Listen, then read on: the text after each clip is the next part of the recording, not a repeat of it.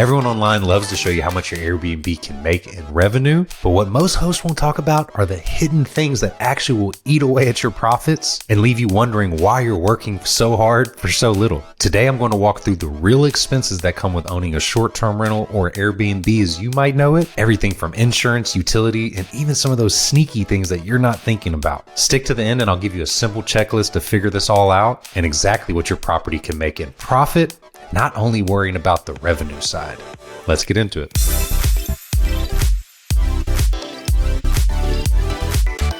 Running short-term rentals is constant work. Guest in, guest out, and you're still expected to be your own bookkeeper? I had multiple listings going and no real way to manage the money that was coming in. Between flipping beds and trying to match receipts from a payment a month ago, I couldn't even know if I was making real money. That's when I found Baselane. It's the official banking platform of BiggerPockets, and it handles all of the tracking and reporting I used to do manually. Now I can see real-time financial reports for each listing and know if there's a problem that's arising. For example, last month I had a 300% spike in my electric at one of my properties, and I realized that I needed to do something. I quickly set up a smart thermostat inside of it, and my electricity bill was cut almost in half. Thanks to things like Baselane, I avoided losing my profits and actually getting them back in my pocket. Start protecting your profits today by signing up at baselane.com/BP, and you'll get your $100 bonus right when you sign up. Hey everyone, how are you doing today? My name is Garrett Brown. I'm the BiggerPockets resident STR expert and the host of Bigger Stays. I'm a short-term rental investor myself from Houston, Texas, with over 20 units in management now. And I can tell you from experience, having this many units, you start to quickly see where are the hidden things you didn't expect to actually pay for in your Airbnb and things you probably underestimated on the price side with that shimmer in your eye that you were hoping the utilities really weren't going to be that much, or the insurance really wasn't going to be that much. But we're going to break it all down today and give you the hidden things you're missing and make sure you're prepared and what exactly it might cost when you're analyzing deals or trying to shore up your own profits at your current Airbnbs. Now, if you like this type of content, please hit that subscribe button. We are growing rapidly and I'm super appreciative of all this. Let me know in the comments if there's anything you want me to tackle or that I miss out, because that way I will know what exactly you want me to cover. But without further ado, let's get into it. Now, the first one you probably already know about, and that is insurance. Now, I'm not talking about your standard homeowner's insurance policy. That most likely is not going to cover short-term rental activity. If you look in your homeowner's insurance policy, it's probably going to say something about like the owner needs to live there or can't be rented out or some language like that. You need a policy that is built for short-term rental investing. This is going to be a homeowner's insurance policy mixed with a commercial liability policy. The kicker here is this is going to cost probably 2 or 3x what your homeowner's insurance actually costs. Air cover on Airbnb is not going to cover you if something bad happens to your home from a guest or all these other things that you think Airbnb might actually help you with. If you read the fine print on air cover, it recommends you having your own liability insurance and your own specific STR insurance for your home. If a guest floods your property or breaks something, there's a chance that you might be paying for it out of pocket if you don't have these things covered. Use a company like Steadily or Proper Insurance or something that particularly covers short-term rentals, and you're going to get the best pricing available and the best coverage, but be aware that it is probably going to be 2 or 3x more expensive than your current homeowner's insurance or what the regular homeowner insurance quotes are coming in as. The next one is utilities and consumables.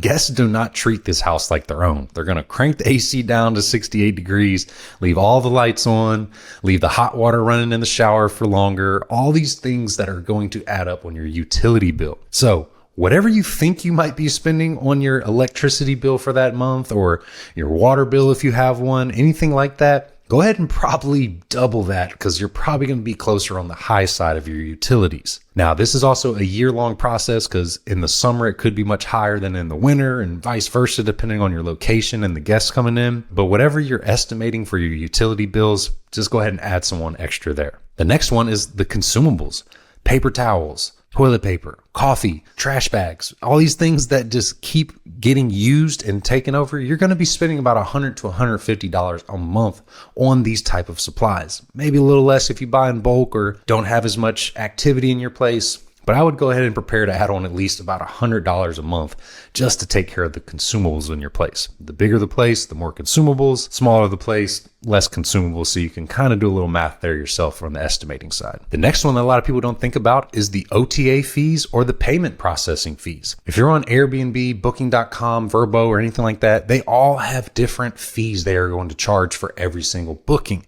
I'm not going to go into what each one is, but you can go into their frequently asked questions or just Google it, what each exact OTA is going to charge. And you're going to want to make sure that you compensate for that in your estimates. Now, I'm a huge direct booking person and I love direct bookings, but one thing people forget on that side is you're going to have to pay a payment processing fee. And that's usually between 3 to 4%, depending on who exactly is processing the payments. But it's just something to pay attention to as you start to build out your direct booking side as well. The other little thing to not forget about and maybe add just a little buffer into your actual cost is chargebacks. I very rarely have them, but they occasionally happen. And now apparently Airbnb has changed a lot of their policies to where you might be on the hook for any chargebacks that come in. On your payment processor, you definitely would be on the hook. So just add a little buffer for 1 to 2 chargebacks that may possibly happen just to keep your numbers in line as you're starting to build out your pro forma. Now we're starting to get just a little further along, and that's cleaning, maintenance, and the wear and tear that could be in your property. Cleaning isn't always just a pass-through expense. There's going to be times you need to do deep cleanings or extra cleanings or even like a refresh before a last-minute check-in that just came in and the property's been open for like a month and you haven't had anybody book it recently. Maybe not a month, hopefully not, maybe a week. And then there's also the maintenance things of light bulbs going out, batteries for remotes, new remotes because the guests lost it or their dog chewed it, clogged drains, pest control, lawn care. All these little things that you might not have been adding up, you need to start including in your pro forma and also calculating some of those. Call some lawn companies in the area and get a quote for how much the lawn care actually is. Call pest control companies. See what the pest control rate is. You need to know every single one of these costs that's going to come in because you will be upside down if you're not ready for them. And then also account into wear and tear. Sofas, couches, linens, towels, everything. They're going to need to be replaced over time from just the sheer amount of volume that goes through them. And who knows whatever else might come up with some of these guests. Now, as you're starting to get it all set up and you're ready to run, I'm a huge fan of software and the smart technology out there, lock boxes, smart locks, Wi-Fi thermostats, door cameras, noise monitors, all, Price Labs, the property management software like Logify like I use. All these little things are going to continuously add up and you're going to be spending about $100 to $200 a month in just software in your property. Now, you can get away without any of this for sure. If you have one unit, you're probably going to be fine. If you're really trying to build this into a business, these softwares are going to be critical to make sure you can scale and expand rapidly and profitably, but they're still going to add these charges to you. Go ahead and price these out and include them in your pro forma.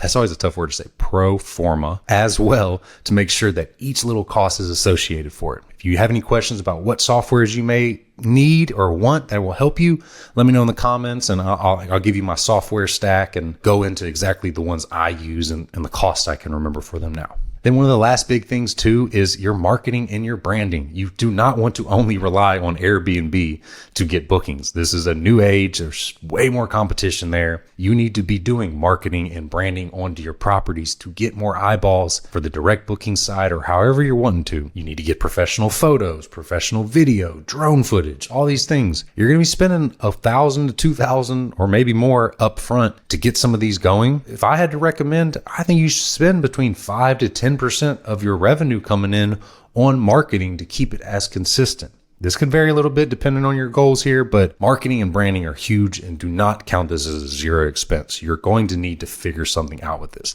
Even your email newsletter that you could say you gain 5,000 subscribers over time, pushing newsletters and discount codes and all this on your direct booking site, that platform is probably going to be $75 to $100 just to send out those email newsletters. It's not cheap, and I haven't found a better option than the ones that are out there. I use MailChimp.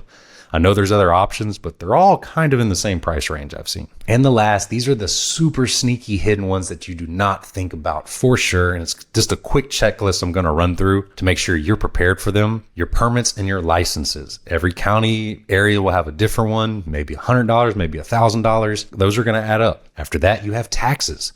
You probably need to pay a state tax and a hotel county occupancy tax as well. Bake those into the cost and add them onto the guest. But just know that that's probably going to be 10 to 15% of whatever the guest pays going directly to taxes. It's not a great percentage, and it's part of the reason why, short-term rentals will become so expensive for guests, because these taxes are just outrageous. You'll have your deep cleaning standards that I mentioned briefly, but carpets, grout, upholstery cleaning, hot tub chemicals, all these things are going to add up. You also have legal and accounting. You need to start an LLC. You'll have to have a bookkeeper. You'll have to have a good CPA. All those things are going to add up. Lost nights, like you'll have repairs come in. There's be pest treatments and things break and guests want refunds. And guess who's going to have to probably give a couple of refunds in their Airbnb career? Me and you, both of us.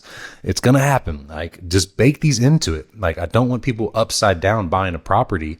They need to make sure they're accounting for every expense that is going to come up in this revenue projection. And the last couple ones are just the guest experience things, like, maybe you add in a bottle of champagne or a birthday cake. These are little and add to the guest experience, but they add on to your cost as well. And then your travel time and travel expenses of going to the property, fixing things, gas, and all that. That's going to add up as well. I'm sure there's a few I missed, but just start to add all these up and see if a property you're looking at is actually going to make sense from a profitability standpoint. Here's a quick rule of thumb as we start to wrap some of this up. You take your gross revenue and you're going to cut out between probably 30 to 50% for just expenses of that alone. This is before your debt service. So your mortgage and interest, that doesn't count. And after you've done all that, does this property still cash flow? And if so, it's probably a pretty good deal, because you might even be overestimating, which is what I want you to do to make sure that you're going to be able to lock in something that's going to be a long-term success for you. If you want to run these numbers the right way, check out the Bigger Pockets calculator for short-term rentals that I personally helped create